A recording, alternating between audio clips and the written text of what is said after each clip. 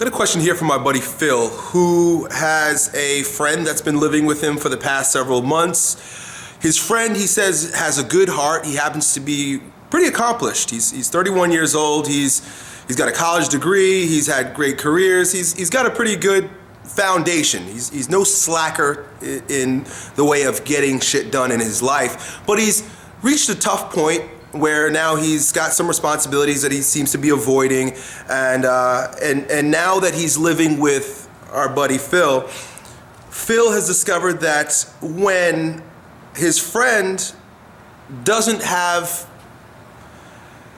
the stability and structure of an institution or a goal driving him, he turns into a lazy bastard. So he stays at Phil's house for free right now because he's getting back on his feet, which is fair, and plays video games all day long, uses the internet, eats food and leaves dishes all over the place. He's a sloppy fuck. But the thing is, Phil knows that he's better than that. He just doesn't understand why he's falling into this trap of laziness. Phil has conversations with him every once in a while that revolve around, hey dude, you're better than this, you can do better than this, why don't you pick yourself up and get something done?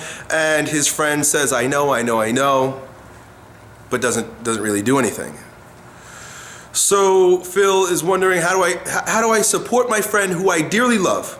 And he even says, I don't mind him living with me. He could live with me for several more months. I love him dearly.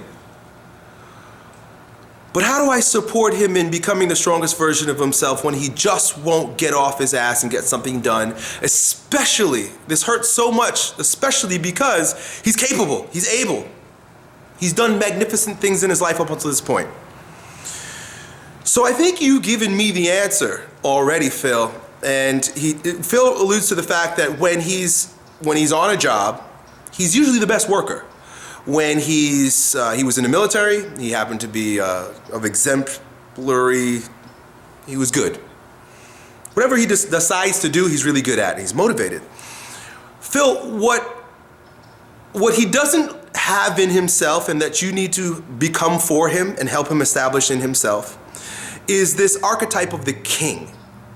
Okay? I'm going to invite you to read a book that I've loved, and I've read multiple more books by the same author, Robert Moore, called King, Warrior, Magician, Lover. I've talked about this in other videos. And the fully self-actualized man is a man who has developed the archetype, the characters associated with a king, a warrior, right? A magician and a lover. And your friend may very well be a great warrior when told what to do, right?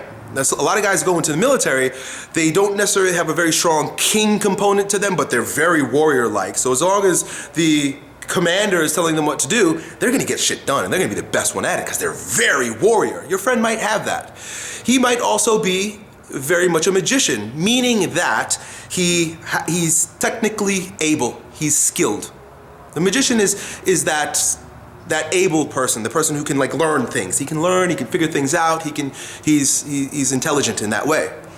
And the lover, who is someone who, like you have alluded to, is friendly, has a good heart. Clearly your friend has 3 of the 4 major male archetypes running his life for him in absence of a king. And the king is the ruler of the other 3. The other 3 will run your life into the ground in a very imbalanced way if not all 4 are present, especially if there's no king.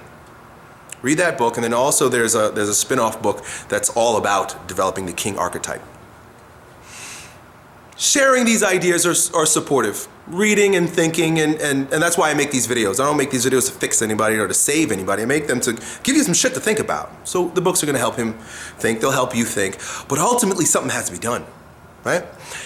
And I'm placing the responsibility on you because he is in need of someone to give him orders. Now you're a friend, you're helping him out, but you're also enabling him. This is the time when you create very loving ultimatums. Your friend needs to hear something that sounds a little like this. You've got 5 weeks to find a job or you're out of here. I love you with all my heart, but you're going to end up on the street, and I have no problem putting you out on the street because, look, if you put him on the street, he'll have to king up, right? So you're helping him, you're still enabling a little bit. Give him a little bit more room. You're enabling a little bit, but you know what? If he's out in the fucking street, he'd have to develop that king because he'd have to strategize and he'd have to build the discipline. King is the disciplinarian in many ways. He'd have to build some discipline to get some shit done. Otherwise, he's going to find someone else to lean on. He's going to find another nipple to suck on, someone else who's going to enable him. And he's going to spend his life that way, looking for enablers. Right now, you're being the enabler. You've done your job to support him in the best way possible when you kick his ass out if he doesn't find a job. You've done the best thing that anyone has ever done for him. So feel just in your actions when you kick his ass out. Feel just in the fact that you're supporting him better than anyone at this particular stage in his life has ever supported him. Sometimes you gotta let people fuck themselves up. That's the best way to learn, in fact, I believe. I really believe that a lot of times you just gotta get fucked up. Right? You ever hear somebody say, like, you just need to get punched in the fucking face? Well, depending on who says that, because some people are just idiots. But where that comes from means you need to learn a lesson. You need to hit rock bottom. You need to have a painful experience. A lot of people need crisis in order to rise. They need to hit the bottom to bounce back up.